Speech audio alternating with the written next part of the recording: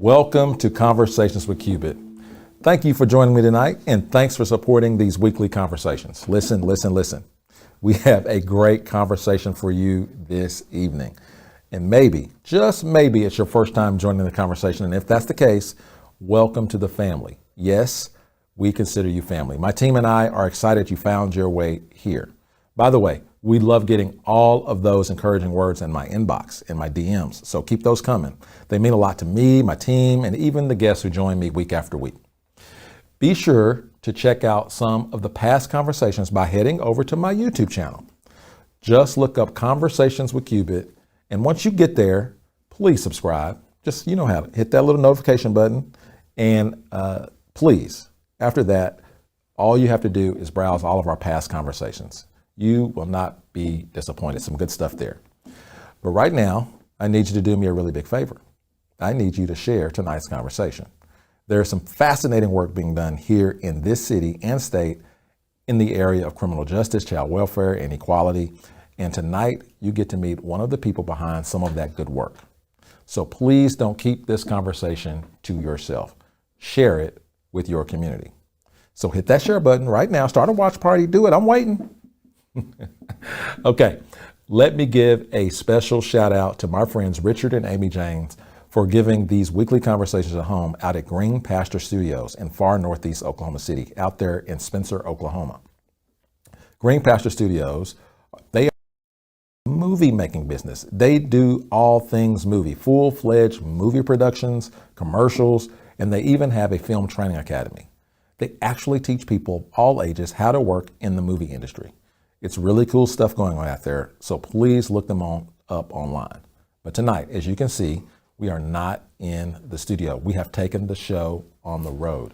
This beautiful place we are at tonight is the offices of the Arnall Foundation. No need to dive into the magic that happens here because my guest tonight will be talking all about that magic, okay? I need to share with you though, before we get started, I need to share with you the 3 simple goals for these weekly conversations. There's only 3. It's really simple. 1, I just want to add some value to people and my community. 2, I want to inspire you to believe in what people and communities can become when we're willing to work together. And 3, love people, period. All this means is that I want you to be inspired. I want you to get useful information and resources, and I want to celebrate individuals, groups, and organizations who are making a positive impact on our community. Every conversation will be about information, inspiration, and hope. Joining me tonight is a friend who has supported much of my work over the years. During my very first conversation with her, she told me she was interested in my work in Northeast Oklahoma City with young people because she had a heart for the underserved and the marginalized communities. So it's very fair to say she had me at hello, y'all. My guest tonight is Ann Arnall. Ann has so many public honors and recognition, we could spend all night on her bio. And I will point out that you probably recognize her because she is a member of the Oklahoma County Jail Trust, which means she has been passionately involved in dealing with all of our Oklahoma County jail issues, and it's been plenty of them. And hopefully we'll get her views on all of that here just a little bit into our conversation. So instead of reading her bio, which is very impressive in the typical fashion, I'm just going to do this a little bit different. I'm just going to give Ann a few bullet points and allow her to share whatever comes to mind from her past, personal, and professional experience that has contributed to her being the leader she is today. Folks, help me welcome my friend, Mrs. Ann Arnall. Welcome to Conversations with Cubit. Thank you very much, Wayland. I made it. I'm here with you, so I feel really, really special. I made it because I'm here with you, and okay. You invited me. We're not gonna play. Okay. Good. But right. But I mean, you have a lot of accolades. I'm gonna throw you. This is a silly game I play with everybody. Okay. Did some digging because I'm a cop or retired cop, so I can dig in people's background a little bit. And so I pulled up a few things that I thought might be interesting for you to talk about. But you spend just a short time giving us kind of the highlights, right?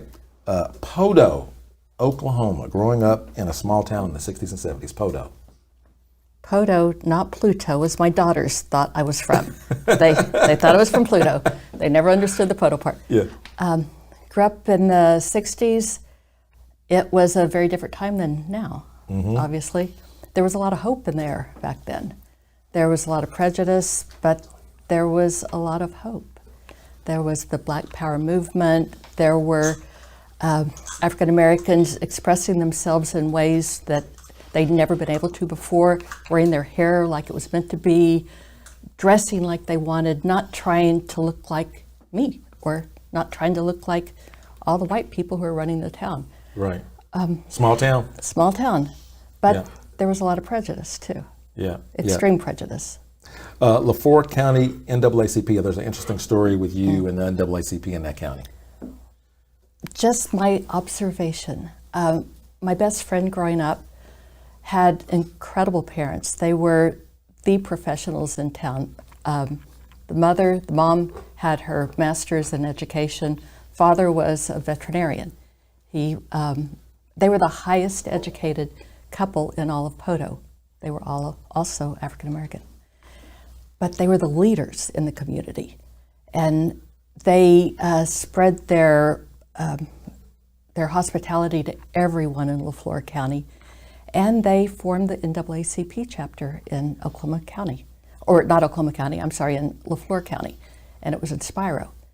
And I got to witness this as they were building it, creating it, dealing with the backlash in the community for starting NAACP in southeastern Oklahoma, Little Dixie. Yeah. And so you were on the ground floor of that? I was on the ground floor as an observer with my best friend. So let's talk about this friendship with Mildred Randolph, 60-year friendship. She actually introduced you at the Oklahoma Hall of Fame inductee awards, right? So she was a pretty impressive woman, and I was really floored by the friendship. Talk about that a little bit. We did become best friends. I went to her house a lot. Her parents took me on vacations with them. It wasn't so good at my house. There was a lot of fighting that escalated, but her house was like an oasis, a haven for me. Her mom always had something on the stove cooking for anybody who came. Had a lot of basketball players from the junior college there, a lot of kids from other communities who would come there. Her parents were leaders, and they took me under their wing, and they were really big influences in my life. Oh, that's good. All right, here's something that we have in common that you probably didn't know: the saxophone. Really? Yes. You play it? I play. No, I don't play it. I played it. Okay. Same here. All right, talk about that. Yeah. When I discovered music, it just changed my life. I remember in first grade, and I heard the band practicing, and even that music, that marching band sound. I loved it. Yeah. It was music, and so as soon as I could join the band, it was sixth grade. We were all given instruments, and I joined, and I never looked back after that. I practiced all the time. I played in everything I could join. I loved it, and I discovered jazz. And I was checking out albums from the library back then. Benny Goodman, Charlie Parker. That's what they had at the library. I played them over and over, learned how to play what they played, and went on and played music in college. I had a full scholarship in music. And I thought I was going to be a jazz musician and travel the world. But back then, and as a woman, I was the only woman in most of the bands. And I could tell that was not going to be a good life for me. It was in about my second year of college, and I realized we were playing quite a bit. I realized that I was not going to get anywhere. I would probably end up like a lot of the other jazz musicians, demise with drugs, alcohol, hard living. Yeah. And I knew I wasn't going to be strong enough to withstand that. And so, strange as it is, I switched my major to economics. From saxophone to economics. But it makes sense. I don't want to be broke, so I'm going to study economics. Playing music, there's a lot of math in it. Yes. And economics just made sense to me. And so I was able to switch my major, got an economics degree, and went on to law school. Wow. But what I thought I'd do was be a a manager for musicians. Yeah. That didn't work out, but that was my plan. Okay, this will probably shock you. We brought a saxophone for you to. Oh. No, I didn't do it. I was going to say, I want my own mouthpiece. You probably have one of those metal mouthpieces, and I hate those. No. So you still mess around with it every once in a while? Yeah, but it's been a couple of years. Okay, all right. The last time I tried, I couldn't even get a note out of it. I couldn't believe I could not muster up the wind to get it out, or something. I don't know. It hurts. Yeah, it hurts the mouth muscle. for me to play more than 5 minutes. Really. Yeah. If I can get to 10, I'm good. Yeah, that's good. All right. So the thing that you talk about your family. You got some daughters. Yeah, I do. Yeah. I have beautiful daughters, and they're I've the met one love of of my them, right? life. I've met one of them. I think. You might have met Jane.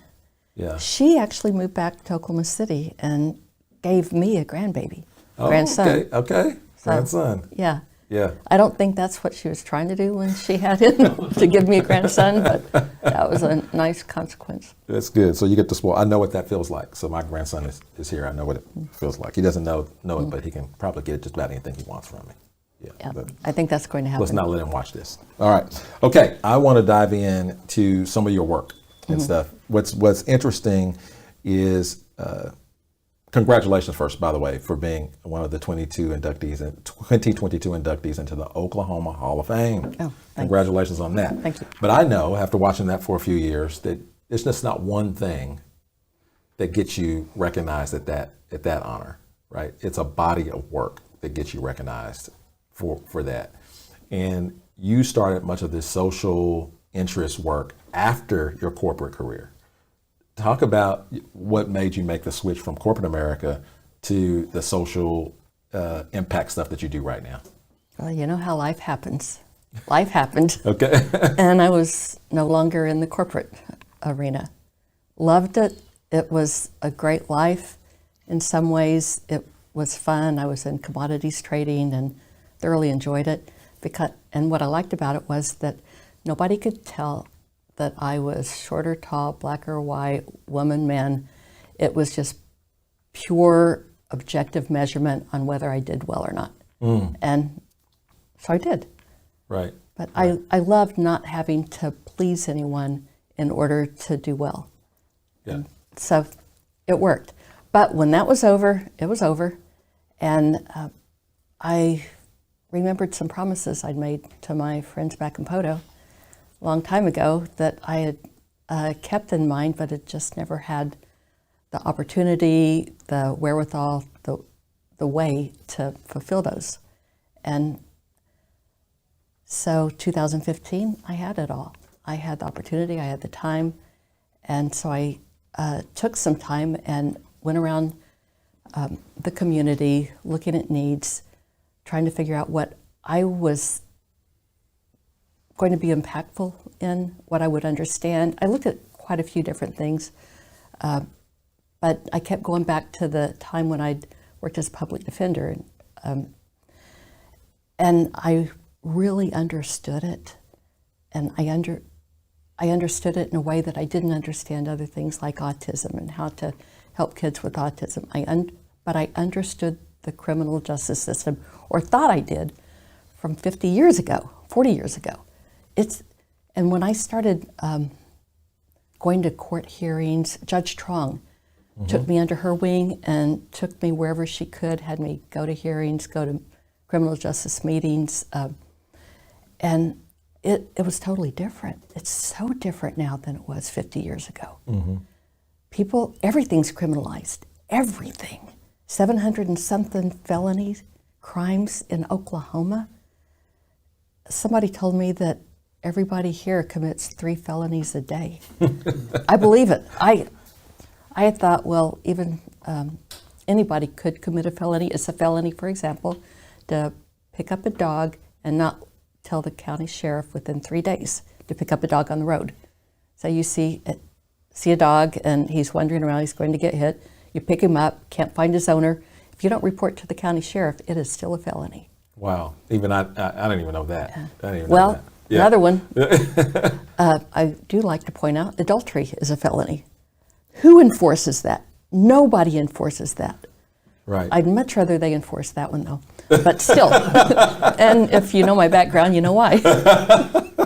I'm not. I might have dug around in that background, but I'm not asking any questions Nope. about that. I'm not asking any questions about that. Okay, so what interests me in this work, when you switched in 2015 from corporate to this interest in the criminal justice system, or the criminal legal system, if you will, you dove in. I remember you visited with me at FACT, and we sat down and we talked about how to improve the relationship between law enforcement and the African American community. You seem to land on the marginalized people, not just the criminal justice system, but who you saw it impact the most. Talk about why.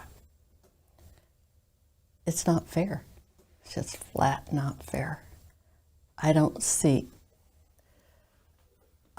how we got to the point that this one community is arrested 5 times more than somebody who looks like me. Mm-hmm. I just don't see how that happened. I know African Americans do not commit more crimes than Caucasians. That's fact-driven. Why are they arrested more? And it just seemed like a continuation to me of what was before the 60s. I thought the 60s were going to take care of all of this. Right. And there was this moment of hope. There were 20 years maybe of hope, 15 years of hope, and then all these hopes and dreams were dashed. And there was another way to suppress people, and that was by arresting them for one of these 700 and something felony crimes. I get it. Or misdemeanors, or it was incredibly disappointing to me, and it's not fair. I could identify with that. I understood that if we could solve this, or at least bring light to the situation, that others might respond and try to correct it. Yeah. So you did something interesting. You formed this foundation. I did. Your family foundation. Talk about what you do here in this, and I've been here several times for several different things, and you got your fingers, or I would say your fingerprint on so many different things. Not to mention the work you do at the jail trust. But let's talk a little bit about what's happening here, and all of the little different things that the work is being highlighted out of these offices. We've narrowed our focus to pretrial in the criminal legal system, because we recognize that with Oklahoma, at the time when I started, we were #1 in incarceration in the world, in the country and the world. And so I couldn't really help everybody re-entering out of prison. Wanted to stop that flow into prison. Mm-hmm. And I started in it because of the inequities of the racial bias, but getting deeper into it, there's also this poverty element. Mm-hmm. If someone's poor and can't buy their way out, they're stuck, and they're in this, it's like a hamster wheel. They cannot get out of it. So we work in the pretrial and also post-conviction, but probation area, because we also recognize that 40% of the people going into prison are there as a result of a revocation of their probation.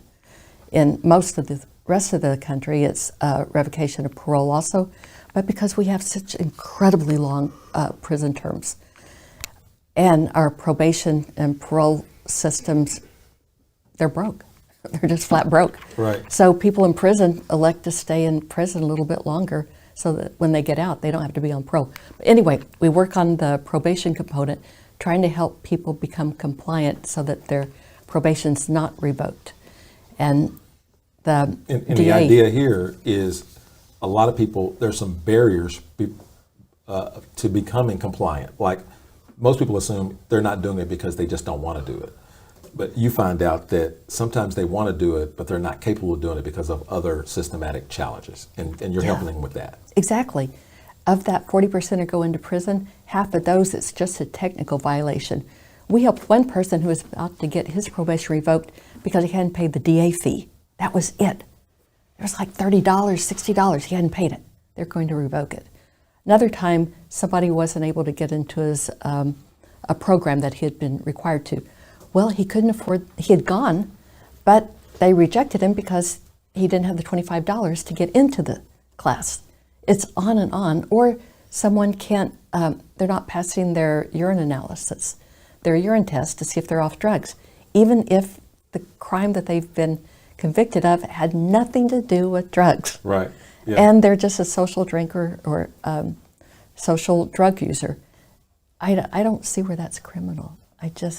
But this, because our probation terms are so long, it's incredibly difficult for a person to comply with all of the terms. They can't be around fellas. They can't go to a bar.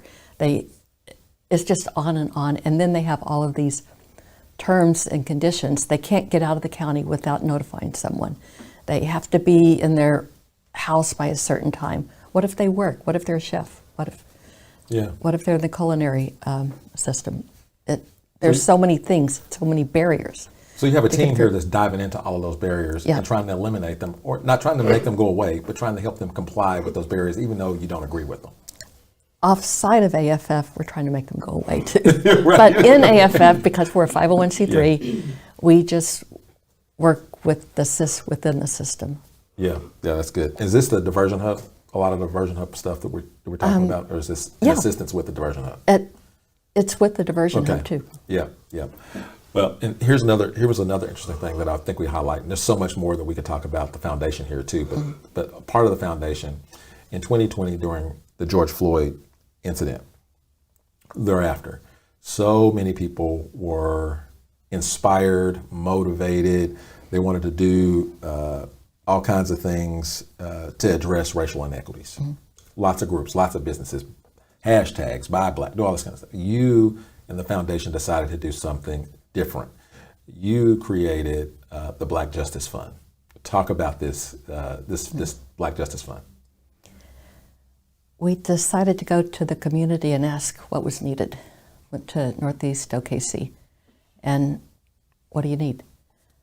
And they needed their programs to be funded. They needed them to be highlighted.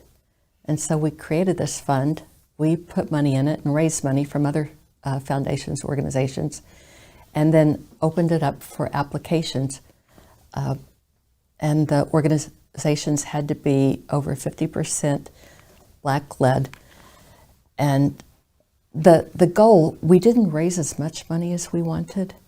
And so we decided to still embrace it, but try to highlight these organizations who were doing good work and advertise around what they were doing and what their needs were.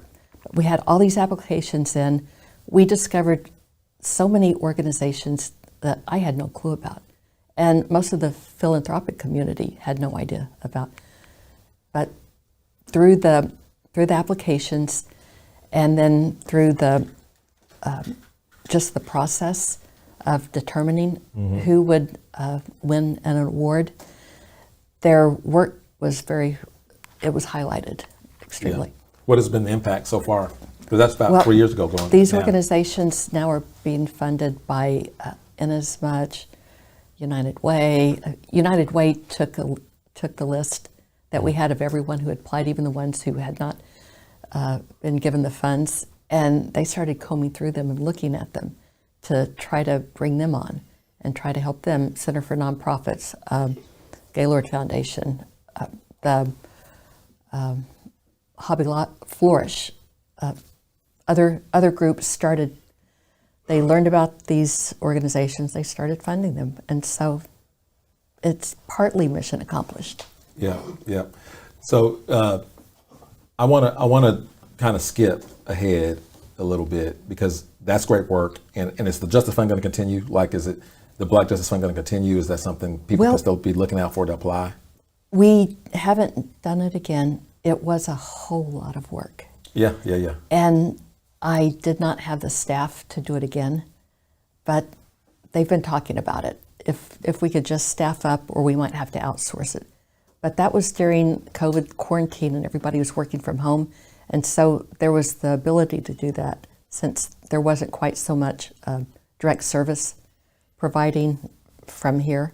Yeah. And Yeah. I would like to do it again, but what we have done is dedicate $5 million a year to under-resourced communities, and we've just gotten that off the ground, and it's for Northeast Oklahoma City right now. Okay, well that's And so significant. we have a program officer on it, looking around. We have we've narrowed the focus, but it is Northeast OKC, and I think it's going to be successful. I know it will. We're trying to work with the organizations we learned about during the Black Justice Fund, and not just trying, we are working with them. Right. And some of those have really grown too, and they're Right. doing extremely well. I know one group that really grew from the Black Justice Fund. FACT actually was a recipient of some of the Black Justice Fund money, and I can tell you how significant it was during COVID that funds was available, because we had to shift focus and do everything online and start doing. It was incredible. So even though I'm retired, I still am involved in the work that they do there, and so thank you for that and thinking, being thoughtful about how you use money and how you serve that community in Northeast Oklahoma City. Here's a question I have, and then I want to ask you about the jail. I can't get away from it without asking you about the jail. How do you, because you get to hang out with other inductees or other influent and influential people in our state who don't seem to have done the education on what the criminal justice system has done to a group of people. How do you have this hard conversation with people of influence who have money, who have a whole lot of interest? How do you begin to make them care about this issue? How do you have that conversation? I could actually get some advice on how to have that conversation. If people can't be blamed if they don't know. It's after they're educated on it, if they still choose to turn their head, that they can be blamed. Right. But almost everybody I've spoken to, when I give them the facts, then they care. Right. Just the facts, just the data alone, the number of arrests, the fear, the truly warranted fear by young 16-year-old drivers who happen to be of color, that fear they have. And it's a totally justified fear. And explaining that to other parents, that this group of parents have to worry about their kids every time they get behind the wheel. They have to get their kids home before dark. When I explain that to others, then they care. I remember when I was, Mildred, my best friend we talked about, when she was living in Tennessee, and I'd go visit every year or so, and her sons were teenagers at that time, and they were home all the time, except at school. And I asked, why are they home? Why aren't they going out? And she said, because they're safe here. And I thought she meant that they would be going, causing trouble, just acting like normal teenage boys. And that wasn't what she meant. She meant that they were not safe from the community. Yeah. It's funny that broke my heart when I figured that out. Ironic that you mentioned Tennessee, and we're talking at a time of Tyree Nichols and what he experienced at the hands of police, and that was many years ago that you're talking about that safety, and families are still concerned, even more so now after Tyree Nichols, about their safety when they leave house in Tennessee and in Oklahoma and in other places in our country. Yeah, it's still a deal. We just had in end of January, and I know this is kind of fresh to be talking about, but we had a suicide in our jail coming off of a year in 2022, and you sit on the jail trust, and I know you are passionate about what's happening at our jail and the conditions of our jail. We have the worst jail in the country. Yeah. I don't think it's It's not even close. Absolutely. It is the Yeah, worst. It's the worst jail in the country. The deaths per capita that we had, I don't even remember what we ended 22 with 17 deaths or so. 15 to 17 deaths. I don't know what the exact number was. And a lot of that is said to be because of the conditions of the jail, staffing, leadership, funding. Where we got it, we have a new jail administrator right now. Where do we even begin? I don't even know where to start asking you on your thoughts on the jail, and hats off to you for staying with it, because the jail trust is being blamed for a lot of the failings. Yeah, we have an 11% approval rating, or we did last year. It might be 5% now. I don't know. It's obviously not. I'm not there for popularity. Right. But there is light. For the first time ever, first time since that jail was built, people are out of their cells 6 to 8 hours a day. And that is kudos to the new jail administrator, Brandy Garner, and to the staff, because they had been trained that these people here who were arrested for failure to appear, like a third of the people in the jail are there as a result of a warrant for failure to appear at maybe their 10th hearing. I'm exaggerating a little bit, but sometimes they go on where they have 10 hearings to go and they finally fail to appear and they get a warrant, they get arrested. So the point is that the large majority of the people in the jail are not dangerous. They're your neighbors, my neighbors, they're our friends' kids, they're just in a bad situation. But anyway, the staff have been trained that these are dangerous people, so they didn't want to let them out. Yeah, let's not gloss over this, because my friends in law enforcement are going to say, but Sue Ann, they broke the law. One of the 700 and something felony laws. And who's to choose what you're going to arrest someone for? We have one of the lowest crime rates in the nation if you base it on the FBI's definition of crime, which is against a person or a property. We arrest for if you take too many drugs. How have you hurt anybody but yourself? And why should you be put in jail? Because you took drugs, you were homeless, and you were drunk. If you're driving, DUIs, sure, get people off the streets. But if you're just home, or if you're in your camp, or loitering, like homeless people, it's illegal to loiter on public or private land. What else is there? Where do they go? It's either public or it's private. Where do they go? So they're illegal just living. Yeah. People get arrested. Can I bring this up? Yeah, you can. Okay. I don't know. He was arrested. This is a gentleman, Mr. Mitchell, he committed suicide after he was arrested, placed in the jail. He was riding his bicycle, not a bike, not like a motorcycle, a bicycle, and they called it erratic. And Was he arrested by Oklahoma City? Yep, Oklahoma City Police Department arrested him, took him to jail. Then they mentioned something about fentanyl, or not on him, but I've heard that he even said, "Oh, thank you for arresting me. I was on my way to buy fentanyl." Well, the jail offered him help in case he was going to go into withdrawals, and he declined it. He wasn't going into withdrawals. He wasn't. This is the most bizarre thing I've ever heard. He was a young man riding a bicycle. Maybe disobeyed a traffic law. How long was he in jail before? About 30 hours. So 30 hours from his bicycle violation. And he committed suicide.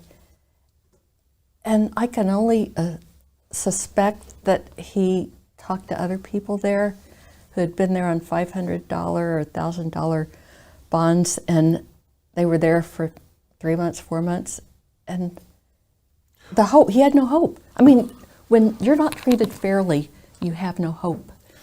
Okay, so So this one bothers me. That bothers me, but it also bothers me too. Where is the supervision? How is he allowed to do that? And I imagine there's any number of ways that can happen, but usually by strangulation. By a sheet. How does this happen when we're fully staffed? We're not fully staffed, for one thing. Why? And have you seen the doors in that jail? Well, yeah, The, I've seen. Yeah. the windows are this small in that whole jail, in that whole cell. The windows are only this big, and they're up high. There's no way I could look in to observe someone. We have somebody going by they try every 15 minutes, but there's no way with less than 300 staff members right now. But he did it pretty quickly after the last observation. And In 15 minutes. Well, it was about an hour and a half after the last observation that then he was found hanging. And they tried to revive him. They got IMSA there within, I think, 6 minutes. IMSA worked on him for 30 minutes. They did not take him to the hospital. Problem there, that he was not immediately taken to the hospital. Maybe they could only work on him there, I don't know. But then he died when he got to the hospital. After over 30 minutes of working on him, they took him to the hospital and then he died. And so the staffing, is it what's being done and what can be done with this low level of staffing? Is it pay? Is it conditions? Is it morale? What is going on here? The morale's a lot better than it was. It's just been slowly getting better over the last couple of years, so that now the staff is letting people out for 6 to 8 hours a day, which has never happened before. They were only getting out 2 hours a week, 1 hour, 2 times a week, not even enough to get a shower. So the morale's better, and it will only improve. Now, are you But the talking morale of the inmates or morale of the staff? Both. Okay. Totally both. But we're working on a 2018 budget right now. Mm-hmm. That's what we're working off of. Nobody else is. We're the only county agency still on a 2018 budget. And in the meantime, once we were turned into a trust, then we had to start paying for services that previously had been free. For example, we have to pay the sheriff $750,000 a year to transport the detainees between the jail and the courthouse. $750,000. Our budget's $32 million. That's a pretty big chunk. We are paying for our own legal counsel, $1.5 million. It's just on and on and on. The insurance we have to buy that we wouldn't have had to buy before. That the previous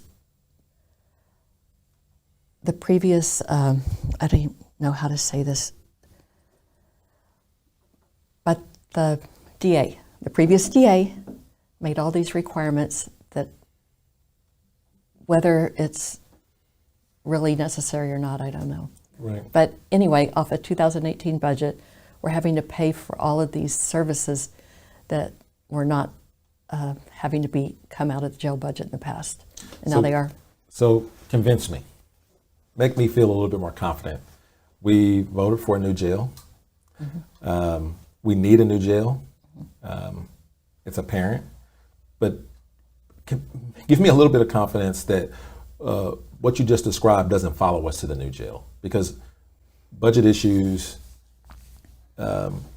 personnel, some of the restraints that you just described, help me feel better about taking that with us to the new jail and still thinking that we're going to improve the conditions of the people that have to be there.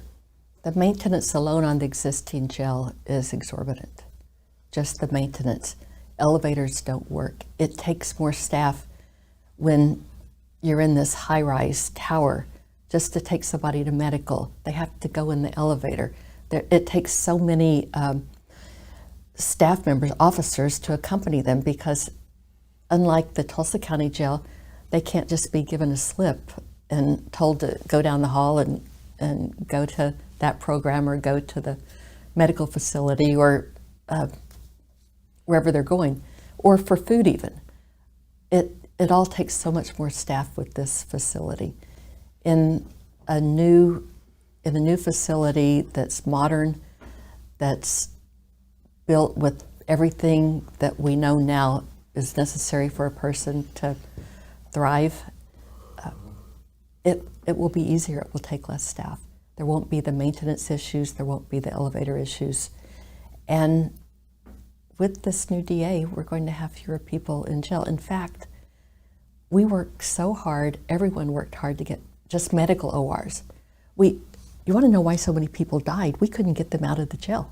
In the past, they were released, given medical own recognizance releases. And we were denied. During COVID, we asked for 83. We got 1. And people died. And in the past, the DA would not let us release someone when they went to the hospital. And now they're going to, if it's safe. But before the jail trust took over, they were released. They weren't in custody when they went to the hospital and died. It felt like kind of we want the jail trust to fail kind of thing. Yeah. But you stuck with it. We've had all of these ill people we couldn't help. To be on hospice in the jail, who would even want that? The jail didn't want it. The jail was trying to get people out, but they couldn't release them legally. Wouldn't allow it, is what you're saying. Yeah, and that there's another misconception on what legal rights does the jail have with the individuals in there. The only people we can deny are as if they're too ill physically or mentally. And in the past, we weren't even allowed that. We were told we would go to jail. We would be in the jail if we denied access. Now we're denying access if they're too physically or mentally ill, because the jail is not a place to just dump your mentally ill people. They're not going to get better. They are going to be out of sight, but they're also going to die. Well, that's interesting. Last question, and there's so much more we can talk about, and I appreciate you being able to be so candid about the issues of the jail. And that will come back and bite me, you know that. Well, that's what I want to ask you is how are you dealing with the protests and the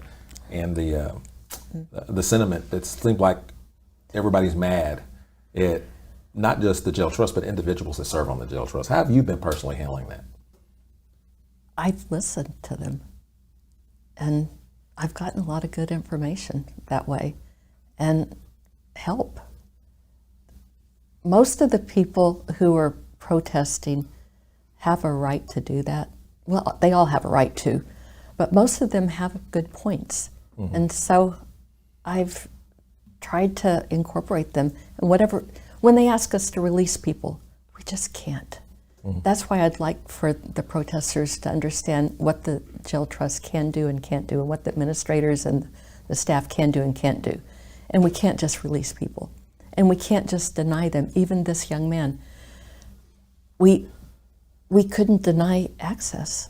Right. Yeah. But how do I do it? I made a commitment. I'm trying really hard. I'm listening, and I'm trying to bring people in who can help. Yeah. Well, thank you so much for your time and allowing us in your space. How do we connect with the foundation? How do we help you? What do you need from the community? How do we connect, and what do you need from us? On the jail, we need more helpful criticism and also support. It's really hard for an organization that has 11% approval rating to get more funding from the county. Right. It just is. Right. Even though it's the responsibility of the county, but asking for that would help. These poor staff members, they saw everybody else get raises but them. Mm-hmm. And they really are risking their lives there, because there are some dangerous people in the jail. Right. And so supporting and asking for more funding so we can hire more people and also pay the ones who are there risking their lives. And this weather, they show up no matter what. No matter what, they're there. Yeah. If they have to take 3 hours getting to work, they get there. Right. They should be commended. Hats off to all the people, their boots on the ground, we call them, working at the jail. My heart always goes out to you, and you're dealing with everything that they're dealing with, and so we're praying for you. Thank you so much for allowing us here. Thank you so much for what you do and staying with it, and thanks for keeping your commitment to the people at the jail and the people that have to deal with the criminal justice system, the criminal legal system. I appreciate you. It will be just someday. It'll be just someday. That's it for Conversations with Cubit. We will see you next week. Got some exciting shows ahead. Good night.